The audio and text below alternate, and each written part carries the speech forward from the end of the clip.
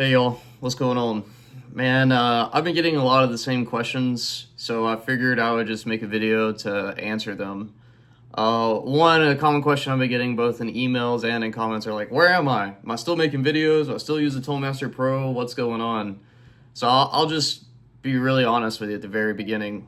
My dog Charlie died in May, and ever since he passed away of pancreatic cancer and going through that whole process, I just felt like I've had a lot of life zapped out of me creatively. I know dogs don't live forever, but I mean, dude, he was in every video I did, and he was my kid, you know. And then on top of that, I'm now a father. This is my son Nathan, and you know, I've been able to transition into full-time dad, and yeah, it's just like priorities kind of change real quick when life sucker punches you in the mouth. I kind of went through a season of extreme stress and an extreme blessing, and now an extreme change, learning how to handle this new walk in life. So I just thought I would be really upfront and just kind of let you guys know where I'm at. And I just feel like in my life, it felt like for a while there it was just really dusty, and I was trying to throw my hand around and grab what felt real and true and what I wanted out of life. But then the moment that my son came here, I just felt like a lot of that dust has settled, and I'm able to see clearly the things that are important in life and the things that I want to pursue. You know, I'm always going to write music. I am a musician. You know, I have a degree in music production, and I love it. It's a calling. It's a gift from God. But in the same token, I have been accepted into graduate school. I'm actually in seminary, which I did not have on my life agenda to attend seminary, but I am in pursuit of my master's right now with the intention of going on my PhD in theology. And I don't know where this leads. You know, I am just trying to stay in neutral and let the Holy Spirit take me where he wants to be, you know. But when Charlie passed away, right before he died, I had a divine moment where I had just finished reading the New Testament, and I guess before I talk about that, I should give a little bit of context of where I am in my walk. But before I get into my testimony, for those that are asking about the Tone Master Pro, I still use it. I still have it here in the room. I use it every day when I'm playing. Lately, I'm learning more bluegrass than I am anything else, so I don't always use it, but I still have it. I still have my FM9. I won't get rid of either of those. Those are my tools of choice. What else are common questions? Yeah, I'm studying bluegrass and classical right now, musically. But to get into what led to seminary, it kind of all started for me last October. Now, I don't promote the use of drugs, but I'm going to tell you my story. Last October, I had a friend give me shrooms. I took in between 4 to 5 grams, which is considered a God dose or a hero's dose. And it was during a Tuesday live stream. You can actually see it. But I remember when the trip started kicking in, I had to go lay down, and when I did, I saw everything that I ever wanted as a musician, you know, and I saw it from the perspective of how I imagine you guys view me on my live streams. And when I zoomed out, I saw like my own signature Fender guitar. I saw millions of subscribers and followers, and living the rock star dream that, you know, I wanted. And then it zoomed out, you know, in my mind, it zoomed out, and I was asked, what would I trade for that? And my response was anything except for my relationship with my wife or my soul. And then that's when it hit me. Hold on a second. I don't know what this is that's asking me this, but this isn't anything that I'm interested in. And I've never been a super religious guy. I've always said I was spiritual, because growing up, I was burned by the Jehovah's Witness and Southern Baptist faith. And no disrespect to either, if that is your cup of tea. But for me, it was a turnoff to God, because it was used as a shield by people in my life to like justify their actions. But raising in that sense of like hellfire and damnation, I knew that there was power in Jesus' name. So when I felt that I was in the presence of Satan, I just continued to repeat the name of Jesus and repel him. Until eventually, you know, he went away, and I felt like I was in Mother Gaia's arms, or Mother Earth. And then I felt like I fell down and worshiped at God the Father's feet. And I remember during this whole experience, I asked how do I consistently experience this level of spirituality without the reliance of psychedelics? And the message I was given was to stop consuming alcohol, which at the time I've been struggling with PTSD as a veteran. And the way that I coped with this world is through alcohol. You know, I would drink, it wouldn't be uncommon for me to have 6 beers and maybe a shot of whiskey a night on a weekday. You know, so if you're struggling with alcohol, man, I get it. I did for a long time. It was a crutch. But I was told to stop drinking alcohol and start reading scripture.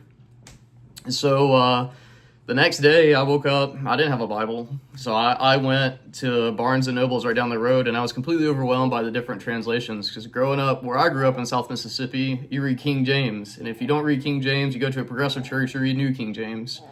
You know, so I'm seeing all these different translations. So I call up my best friend and I'm like, hey man, this was my experience. This is what happened. I feel called to read scripture. I'm overwhelmed by the selection. Do you have a recommendation? Like, how do I find a Bible? You know, and for those, I'm sure there's some of you who are probably laughing, but it is overwhelming at first. He's like, hey man, I recommend a ESV study Bible. So I got an ESV study Bible, and I've been studying the scriptures since October of 2024. Fast forward into May, when Charlie is going down with cancer and we're completely flipping the house, getting ready for Nathan.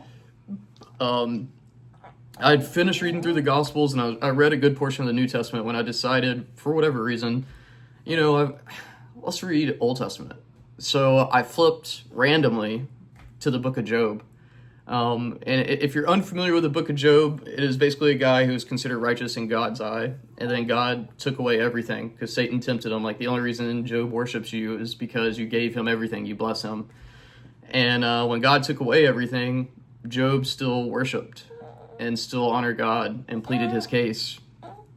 And I felt, it was the first time I felt the divinity of scripture, because before, you know, I studied a lot of Taoism, a lot of Zen, a lot of Norse mythology, and paganism really brought me to spirituality. But that was the first time where I was like, wow, this isn't a myth. This is a message. And, you know, I'll never forget, I went out to dinner with one of my friends who is a Army chaplain. He's a colonel, and his wife and my wife are in the same residency program. And I was telling him, like, that I started reading scripture, and of course he was excited. He was asking me what I was reading, and I told him Job, and then he kind of laid out Job for me, and that's when it clicked of, like, this is the Lord speaking to me. I cannot ignore this, you know, like, it's blatantly obvious. And then that night, after dinner, I went home after having all these revelations. I had one last play session with Charlie, and Charlie was just like, I mean, he was my puppy, you know, he was the dog that I knew and loved and missed, because anybody who's lost anyone to cancer knows it's like watching their little spirit and body whittle down is one of the hardest things you can go through. But he played how he did forever. And then I got to play guitar for him for an hour, you know, and he was the dog that it didn't matter if I was live streaming or just writing music. If there was music being played, he was in here. Like, he was the band. Every band I've been in, he was the band dog. You know, he was like our mascot. He just wanted to be in there with the music. He loved it. And I just remember I took a shower after that because I was overwhelmed with emotion. And sorry, that's Nathan. Yeah, but you know, I took a shower and I just got down on my knees and just started crying. And I felt the Lord was there with me. And that's when I converted over to Christianity, because it was real, it was genuine, and it wasn't fabricated, you know. I had to get past all my own biases, but I'm here now. And then, you know, I called up, this was probably about 3 months ago. I called my friend who's the chaplain, and I just had some questions for him. You know, I always thought I was going to go to grad school.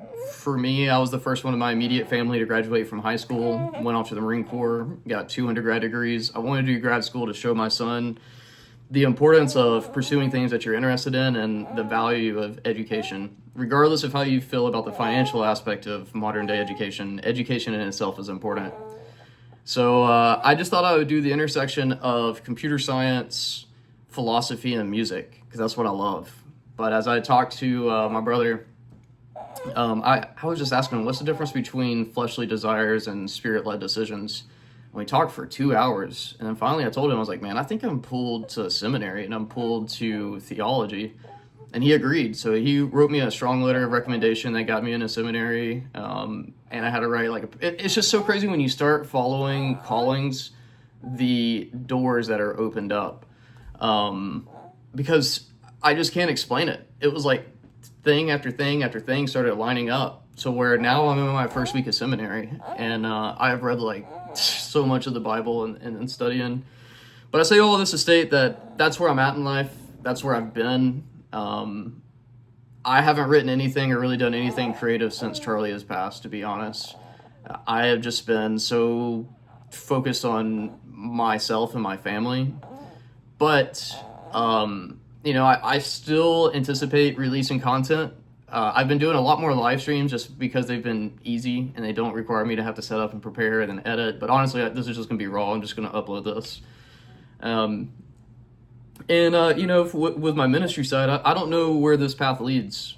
I am just trying to remain in neutral and let the Lord use me how he wants. What does that look like? I have no idea, man. I never thought I'd be in seminary, dude. 2 years ago, I was a pagan is what I would tell everybody when they asked, like a hippie pagan. Let me go outside and that's where I meet God. I just think life is interesting. But I still have my Tone Master Pro course up. I appreciate everyone who's been, all the new students. I just felt like I owed you this to let you know where I've been. I still use the device. I've been updating it. I'm still in the beta team and just really enjoying what Jason and the team are doing. I've just been so busy, and I had to really just recharge my own battery, and I'm still not 100% there, but I'm doing the things that are important to me and my family right now. Anyways, hopefully this helped. As always, if you have questions, let me know. If you're interested in the Tone Master Pro course, it's still up. It's still doing well. There's over like 150 students now, which is just amazing. I really appreciate everybody. And yeah, man, I love and appreciate you guys, and just thank you for all the support. And I'll see you in the next video, I guess.